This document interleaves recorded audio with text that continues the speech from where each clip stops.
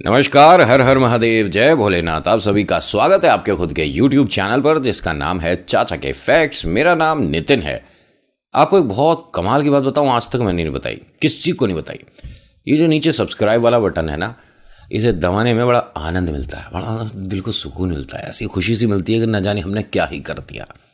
और ये वो लोग ना करें जिन्होंने पहले से ही सब्सक्राइब कर रखा है। फिर से समझ रहे हो ना। तो ये मैंने क्यों बोला, इसलिए बोला कि मैं कहानी के बीच में नहीं बोलूँगा, क्योंकि बड़ी कमाल की कहानी है, मज़ेदार कहानी है। बीच में कहूँगा लाइक कर दो, शेयर कर दो, कमेंट कर दो, आप कहोगे कि हम तेरी कहानी ना सुन रहे, चल, है ना। मतलब ऐसी स्थिति उत्पन्न ना हो, इसलिए मैंने पहले ही कह दिया। वैसे थैंक यू सो मच, बहुत सारे लोगों के मैसेजेस आने वाले हैं, मुझे पता है। नितिन जैकेट अच्छी लग रही है। देखिए, अपनी तारीफ खुद कर लेनी चाहिए, सामने वाला भूल जाए तो कोई बात नहीं। आप पहली बार आए हो और सोच रहे हो कि कहानी तो सुना नहीं रहा, ये क्या क्या चल क्या रहा है यहाँ, तो चलो मैं अच्छे वाला एक वेलकम कर देता हूँ। नमस्कार, हर हर महादेव, जय भोलेनाथ। आप सभी का स्वागत आपके खुद के YouTube चैनल पर जिसका नाम है चाचा के फैक्ट्स। मेरा नाम नितिन है। मैं यहाँ से फैक्ट्स, ईश्वर से जुड़े चमत्कार, रोचक पौराणिक कथाएं और तीसरी शक्ति के प्रकोप के बारे में बात करता हूँ। कहानी के माध्यम से समझाता बताता हूँ।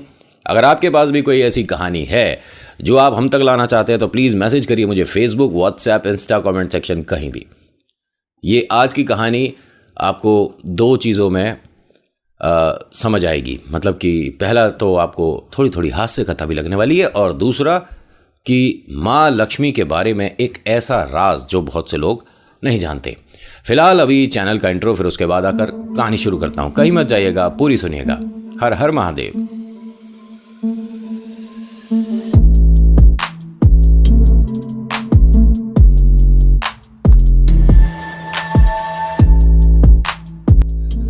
आज की कहानी शुरू होती है माँ लक्ष्मी की आवाज़ से। वो विष्णु जी को ढूंढ रही हैं, खोज रही हैं, ये ना जाने कहाँ चले गए। बहुत देर हो जाती है, जब नहीं मिलते तो सभी देवी देवता भी परेशान, चिंतित कि विष्णु जी अपने स्थान पर नहीं हैं। ये बहुत बड़ी बात है, क्योंकि ब्रह्मा, विष्णु, महेश, इन्हीं से संसार चलता है। अब इनमें से कोई भी अगर अपने स्थान पर ना हो तो विचलित करने वाली बात है। अब मैया जब ढूंढ रही थी, खोज रही थी, तो बहुत देर बाद विष्णु जी सामने से आते दिखे। मैया भागी भागी पहुंचती हैं उनके पास और कहती हैं, अच्छा, कहानी के और ज़्यादा हम भीतर चले जाएं उससे पहले मैं कह देता हूं, ये मैसेज इस तरह का कोई नहीं करेगा। क्या तू वहां पर था जब ये बातें चल रही थी, है ना? Please, very please. ओ, मैं इसी धरती का हूं, मैं वहां नहीं था, ठीक है? और जो शब्द मैं इस्तेमाल करने वाला हूं, जो बताऊंगा, ये आप और हम जो आज के समय में इस्तेमाल करते हैं, उन शब्दों को लेकर कहानी सुना रहा हूं, ठीक है? अन्यथा ये कहानी तो संस्कृत में है लिखी हुई, मेरे को इतने अच्छे से आती नहीं, आ भी गई और थोड़ी बहुत सुनाई तो 100 में से 90 लोग समझ नहीं पाएंगे, तो वीडियो फिर चलनी है नहीं। तो इसीलिए हिंदी में सुनाओ। जय हो। आगे सुनते हैं। अब मैया ने विष्णु जी से पूछा कि आप कहाँ चले गए थे, आपकी ढूंढ मच रही थी, आपको सब खोज रहे थे, मन इतना विचलित हो रहा था। उन्होंने कहा, हाँ, मन की वजह से ही मैं भी गया था। मन की वजह से गए थे? मैं समझी नहीं। अरे कभी कभी हमारा भी मन होता है ना, हम बैठे होते हैं, जो दुनिया की सारी समस्याएं हैं उनको सुनते हैं, समझते हैं, सॉल्व करते हैं, तो कभी अपना मन भी ऐसा होता है कि हम भी कहीं जाकर शांति की प्राप्ति करें, थोड़ा मन शांत करने, आज की भाषा में कहूँ तो थोड़ा रिलैक्स होने गया था। अब मैया ये कहती हैं कि ये तो नई बात पता चली है, पूरा संसार आपके पास आता है शांति के लिए। भाई, मन अगर विचलित है, परेशान है, तो हम विष्णु जी के मंदिर जाते हैं, उनकी आराधना करते हैं, उनकी पूजा करते हैं। और आपका अगर मन अशांत है तो आप मन की शांति के लिए कहीं और जा रहे हो। कहाँ जा रहे हो? उन्होंने कहा, बस है, हम क्या बताएं आपको। नहीं नहीं, मुझे बताओ, सारी बात बताओ। और देखिए, ऐसा है कि अगर धर्मपत्नी कुछ ठान ले पति से पूछने के लिए, तो पति की क्या मजाल की बताए नहीं है। ये तो धर्मपत्नी का अधिकार है, ये तो ईश्वर की बात चल रही है। असल जिंदगी में वही है, रूप है। अब मेरी तरफ क्या देख रहे हो ऐसे? हाँ, तो कहानी पर लौटते हैं। देखिए, होता क्या है, मैया ने 2-3 बार पूछा तो बताना पड़ गया। बताएंगे नहीं तो कहाँ जाएंगे, है ना? तो लक्ष्मी मैया ने कही कि अगर मुझे बताओगे नहीं तो देखो, ऐसा है कि मैं बात भी करनी बंद कर सकती हूँ, और अगर मैंने बात करनी बंद कर दी तो तुम्हारे को कोई पूछेगा भी नहीं। उन्होंने कहा, मतलब? अच्छा, एक बात बताइए, लक्ष्मी विष्णु की पूजा होती है, उसमें जो भक्त हैं आपके, ठीक है, मैं अपने भक्त नहीं कहूँगी, आपके भक्त, वो यही तो चाहते हैं कि माँ लक्ष्मी भी साथ में आए। विष्णु जी की और लक्ष्मी जी की पूजा होती है, तो जय लक्ष्मी माता, जय लक्ष्मी माता जो आरती होती है, उसमें मुझे बुलाया जाता है। आपको तो चलो ठीक है विष्णु जी भी आ जाएं। देखिए ये तो अब मैं कहना नहीं चाहिए, लेकिन हाँ बहुत सारे लोग हैं जो कि माँ लक्ष्मी की पूजा पहले करते हैं और करनी भी चाहिए, और ये वरदान भी है। ये कहानी भी आपको ज़रूर सुनाऊंगा कि अगर लक्ष्मी विष्णु की आप पूजा करते हैं तो माँ लक्ष्मी की आरती पहले करी जाती है, विष्णु जी की बाद में करी जाती है, अन्यथा पूजा को एक्सेप्ट नहीं किया जाता। नहीं पता था, हमने बता दिया। लाइक लगा दो इस बात पे। मैं आगे की कहानी तभी सुनाऊंगा जब लाइक मिलेगा मुझे। और बताओ क्या हाल चाल है? सब बढ़िया? इंस्टाग्राम पे भी हूँ मैं, फेसबुक पे भी है, वहाँ पे ज़्यादा कुछ है नहीं, इंस्टा पे तो सही चल रहा है। और सब घर में ठीक? कर दिया लाइक? चलो अब आगे की कहानी सुनाता हूँ। अब होता क्या है कि जब मैया ने कह दिया तो विष्णु जी को लगा कि देखो बात तो सही है कि लक्ष्मी विष्णु की पूजा होती तो है, लेकिन हर कोई मतलब चाहता तो मैया को ही है कि मतलब मैया ही आए यहाँ पे। विष्णु जी बस ठीक है ख्याल रखें, लेकिन जय लक्ष्मी माता, मैया जय लक्ष्मी माता, जल्दी आओ हमारे घर पे भर दो हमारा खाता। जय लक्ष्मी माता, तुम बिन भजन न होते, मन बहुत मेरा घबराता, अड़ोसी पड़ोसी की नज़रों में आया मैं, ना जाने कितना कमाता। जय लक्ष्मी माता। अच्छा ये सब अभी आरती बाद में करेंगे, ये इस पे अपनी भावनाओं को ठेस ना पहुँचाएं, ठीक है? जितने आप इष्ट को पसंद करते हैं, मैं भी महादेव का ही चेला हूँ, ठीक है? कहानी सुनो विस्तार से, बड़ा मज़ा आएगा। देखो चेहरे पे तो आपके मुस्कुराहट में अभी ले आया, देखो आगे अभी और क्या कमाल होने वाला है। अब विष्णु जी ने कहा कि बस ऐसा है कि एक चित्रकूट पे एक साधु हैं त्यागी महात्मा जी, मैं उनके पास जाकर उनकी कुछ बातें सुनता हूँ। जो वो एक सत्संग करते हैं ना, वो सुनकर बहुत आनंद मिलता है। उनका कहने का बोलने का जो ढंग है, तरीका है, इतना अपनापन है कि मुझे पूरे ब्रह्मांड में दुनिया में कहीं नहीं मिलता। अब मैया ने कहा कि क्या बात कर रहे हो आप, चित्रकूट पे कोई साधु महात्मा है जो कि आपको सत्संग सुनाते हैं? उन्होंने कहा और मुझे बहुत आनंद मिलता है। मैं जब भी उनके पास होता हूँ और सुनता हूँ तो यहाँ पर ना उनमें कोई भी मन में वो वाली बात नहीं होती कि मैं ईश्वर के लिए कुछ कह रहा हूँ, ईश्वर को कुछ सुना रहा हूँ। तो वो एकदम मित्र वाली बात होती है उनके साथ। और लेकिन थोड़े से अलग हैं। अलग कैसे हैं? देखिए पहले तो वो एक लंगोट में ही रहते हैं, उन्हें बहुत सारे ये आभूषण और अस्त्र वस्त्र इनकी बहुत ज़्यादा ज़रूरत है नहीं। वो साधारण है बहुत, बिल्कुल मतलब एक उनके पास लोटा है पानी पीने के लिए, और बस वैसे ही वो पेड़ की छांव में बैठे रहते हैं, पेड़ पत्ते गिरते रहते हैं, उन्हीं से उनका स्नान हो जाता है। वो बिल्कुल अलग हैं और उन्हें मतलब दुनियादारी से कोई मतलब ही नहीं है। कहाँ पर हैं ये? चित्रकूट। तो आप कब से जा रहे हो इनको सुनने के लिए, इनका प्रवचन सुनने के लिए, इनका सत्संग सुनने के लिए? मुझे काफ़ी वर्ष बीत गए, काफ़ी समय हो गया। मन एकदम प्रसन्न हो जाता है। मैया ने कहा अगली बार जाओगे तो मैं भी जाऊंगी साथ में। नहीं मतलब मैं जाता हूँ, आप नहीं, आप अकेले कैसे चले जाओगे? अगर कहीं जाते हैं और वहाँ अच्छा लग रहा है तो भाई धर्मपत्नी को कौन बताएगा? मैं कहीं जाती हूँ और मुझे आनंद आता है वहाँ पर तो मैं आपको कहती नहीं हूँ कि आप भी चलिए। उन्होंने कहा हाँ ठीक है, लेकिन मुझे उनसे पूछना पड़ेगा। तो माँ लक्ष्मी ने थोड़ा सा मुस्कुराते हुए ये कहा कि आप लक्ष्मी के लिए पूछोगे सामने वाले से कि मेरे साथ लक्ष्मी आना चाहती हैं, क्या वो आएँ? ऐसा कौन मानव है, ऐसा कौन साधु है, या ऐसा कौन ऋषि मुनि जो कि लक्ष्मी को मना करे कि लक्ष्मी नहीं आनी चाहिए? उन्होंने कहा नहीं, वो बाकी जैसे नहीं है, पहले मैं आपको बता रहा हूँ, ये कुछ अलग हैं। ये महात्मा जो है ना, इन्हें सच में पूरे ब्रह्मांड में किसी से कोई मतलब ही नहीं है, और मैं भी उनके पास आकर बैठता हूँ तभी वो कथा सुनाते हैं, वरना वो किसी को सुनाते भी नहीं है। ऐसी बात है तो मैं कल ज़रूर चलूँगी। अरे पहले मुझे उनसे पूछने दो। अरे मैं लक्ष्मी हूँ, कैसे पूछने दो? मैं चलूँगी। अब विष्णु जी हाँ क्या ही करते मतलब, जब धर्मपत्नी ने कह दिया कि अकेले कहीं नहीं जाएगा, मैं चलूँगी गैल, तो जाना तो पड़ेगा ही नहीं भाई। विष्णु जी भी मना थोड़ा ना करेंगे, है ना? बोलो राधे राधे।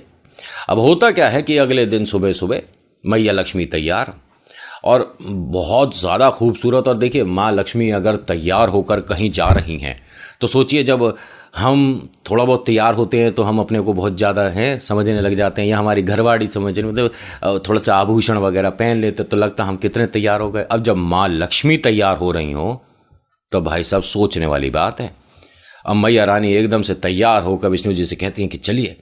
उन्होंने कहा, अरे हम उनके प्रवचन पे जा रहे हैं, सत्संग पे, हम कहीं किसी की शादी बारात में थोड़ी ना जा रहे हैं, ये कोई महादेव की बारात थोड़ी ना। उन्होंने कहा महादेव की बारात में तो आपको भी पता है कि कैसे कैसे गए थे, ठीक है।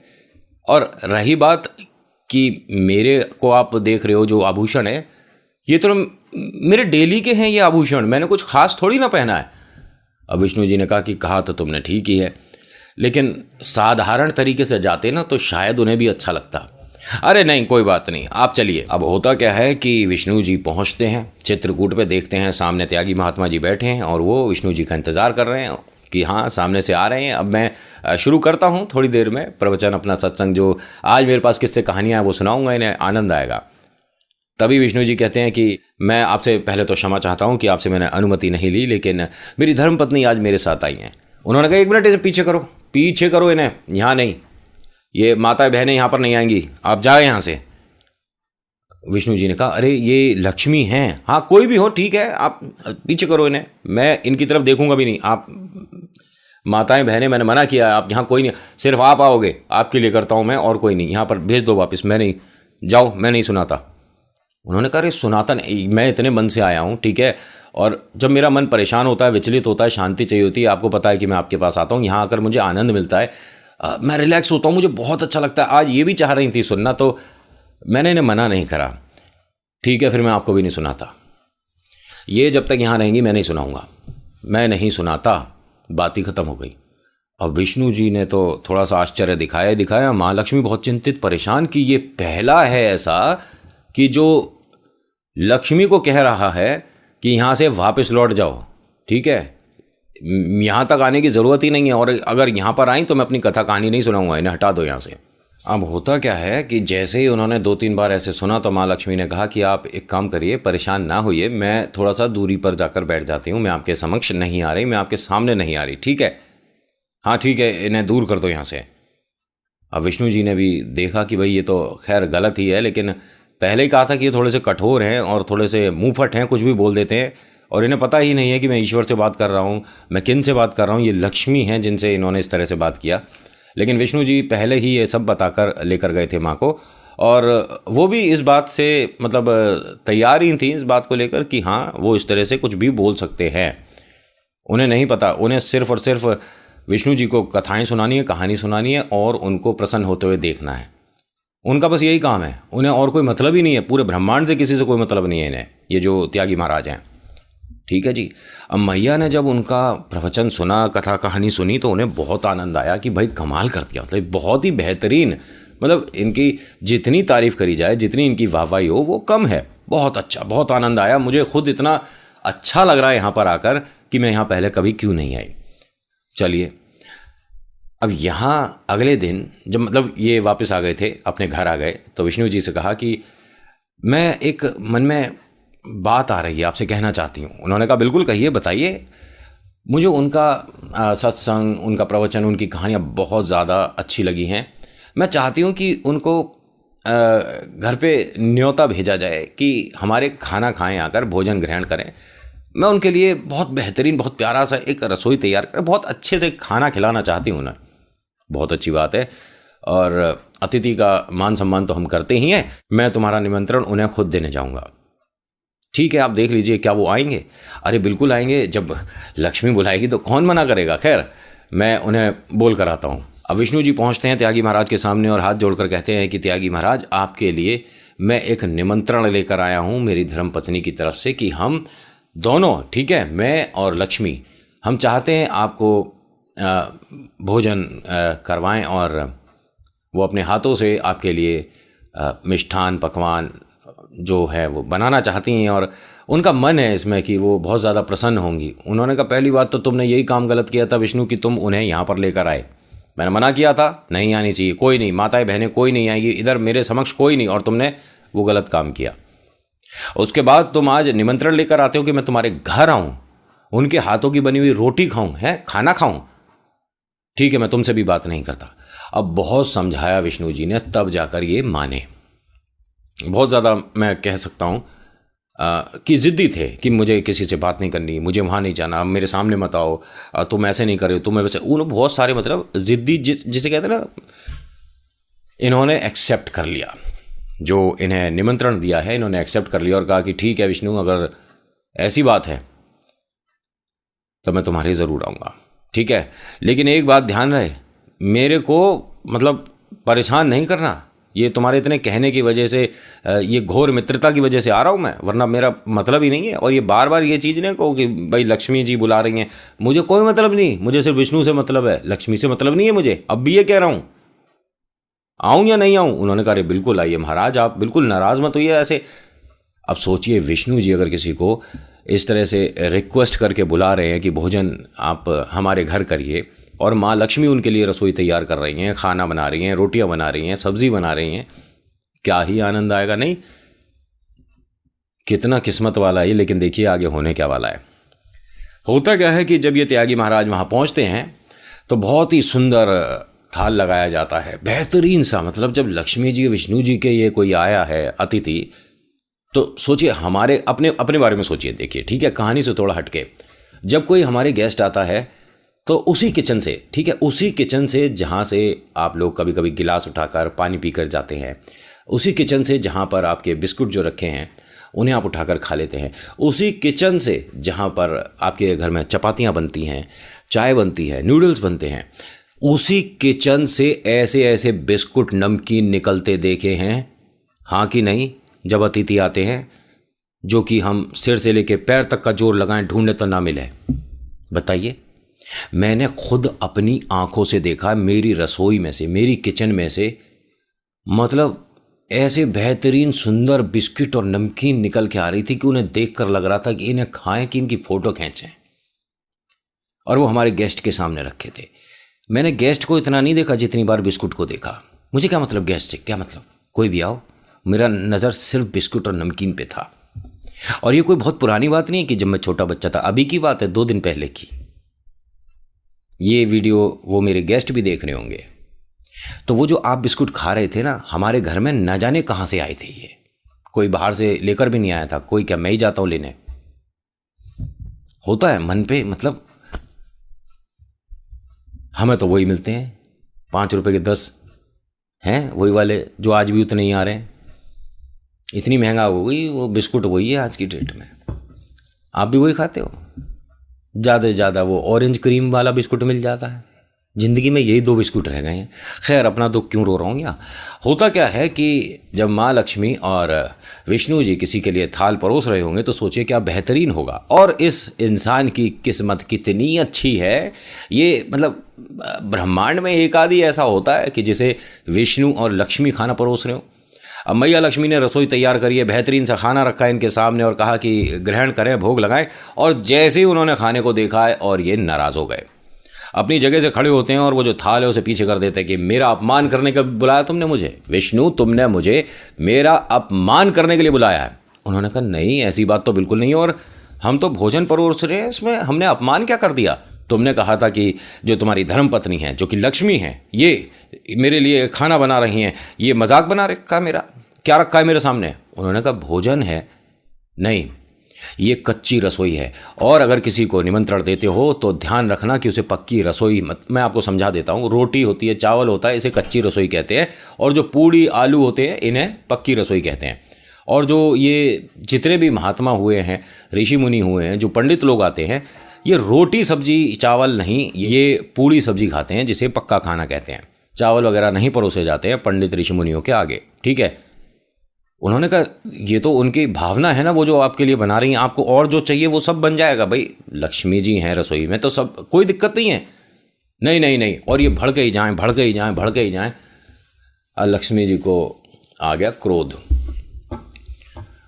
उन्होंने कहा बहुत देर हो गई, अपमान की एक सीमा होती है, उसके बाद वो अपमान बर्दाश्त करना मूर्खता होती है। मैं अब तुम्हें यहाँ श्राप देती हूँ, जिस रोटी का, जिस अन्न का तुमने अपमान किया है, आज के बाद तुम रोटी पर रोटी रखकर खा नहीं पाओगे। पूरी जिंदगी तुम रोटी पर रोटी रखकर नहीं खा पाओगे। ये एक तरह का ऐसा श्राप हुआ कि ये मान लीजिए कि जब हम निवाला, ठीक है, तोड़ते हैं और खाते हैं तो कभी कभी एक रोटी एक्स्ट्रा होती है जो कि उसके नीचे होती है, ठीक है, उसी के सहारे से हम तोड़ते हैं ना, तो ज़िंदगी में वो कभी तुम्हें अब मिलेगा नहीं। ये हंसने लग गया एकदम से और कहता है कि ठीक है, मैं तो वैसे भी त्यागी हूँ, मैं तो वैसे भी महाराज हूँ, मुझे ना भी मिले एक रोटी कोई कम, मुझे तो दिक्कत नहीं है, ये मेरे लिए कोई श्राप नहीं है। लेकिन अब लक्ष्मी, मैं तुम्हें तुम्हारे घमंड की वजह से श्राप देता हूँ। मतलब ये लक्ष्मी जी को श्राप दे रहा है कि तुम्हारे इस अपमान की वजह से तुमने एक ऋषि का अपमान किया, उसे कच्ची रसोई परोस कर उसे बुलाया, घर बैठाया और सामने तुमने कच्ची रसोई रखी, ये रोटी और चावल रखा है मेरे आगे। तो इन्होंने श्राप दिया कि आने वाले वक्त में तुम शबरी का रूप लोगी, ठीक है, और तुम्हारे को पता पड़ेगा ऋषि मुनि का अपमान करना कितना भारी पड़ता है। तुम्हें बहुत सारे ऋषि मुनि की सेवा करनी पड़ेगी, ठीक है, तब जाके तुम्हारा उद्धार होगा, और जो उद्धार करेंगे वो ये ही होंगे, ठीक है, आपके पतिदेव, जिन्होंने इस कार्य में आपका हाथ बटाया मेरे अपमान करने में। लेकिन इनके पास ये पावर ज़रूर रहेगी कि तुम्हारे को उस परेशानी से मुक्त करेंगे। मेरा श्राप ध्यान रखना। और तब माँ लक्ष्मी को माँ लक्ष्मी के किसी अंश को शबरी बनना पड़ा था, और उसी कारण रामायण में हम सभी ने माँ शबरी और ईश्वर प्रभु राम, इनकी वार्तालाप, इनकी बात और इनकी भेंट जानी समझी। इसीलिए कहा जाता है कि कभी भी ऋषि मुनि जो होते हैं उनके ज़्यादा ना मतलब क्लोज नहीं जाया जाता, वो कब श्राप दे दें क्या पता, मतलब है ना। और उनसे आप ठीक है पूजा पाठ करिए, हाथ जोड़िए दूर से, तो बस इतना ही है। मतलब आज की कहानी में ऐसी ही है जो कि मैं सोच रहा था कि आपको नहीं पता थी तो बताई जाए, इसके पीछे की पूरी कहानी बताई जाए और लोगों के इस मन को भी पकड़ा जाए जो चाहते हैं कि विष्णु लक्ष्मी की पूजा करना, लेकिन चाहते हैं कि पहले लक्ष्मी जी आ जाए घर में, मतलब तो ज़्यादा अच्छा है। मतलब है विष्णु जी 1 महीने बाद भी आ जाएंगे तो चल जाएगा, लेकिन लक्ष्मी जी का पहले आना बहुत ज़रूरी है। तो खैर आज की कहानी में इतना ही। आज की कहानी आपको कैसी लगी मुझे बताइएगा ज़रूर। अच्छी लगी तो प्लीज़ लाइक करिए, शेयर करिए, कमेंट में लिखिएगा राधे कृष्णा, ठीक है, और आपका नाम आपकी जगह। और हाँ, कई बार मैंने आपको बोला है कि अपने ईश्वर पर भरोसा करो, तो आज फिर से वही बात बोलूँगा कि ईश्वर पर भरोसा करिए, चमत्कार होने शुरू हो जाएंगे। So thank you so much for watching. मेरा नाम नितिन है। मुलाकात करूँगा आपसे एक अगली वीडियो में। हर हर महादेव, जय भोलेनाथ, धन्यवाद।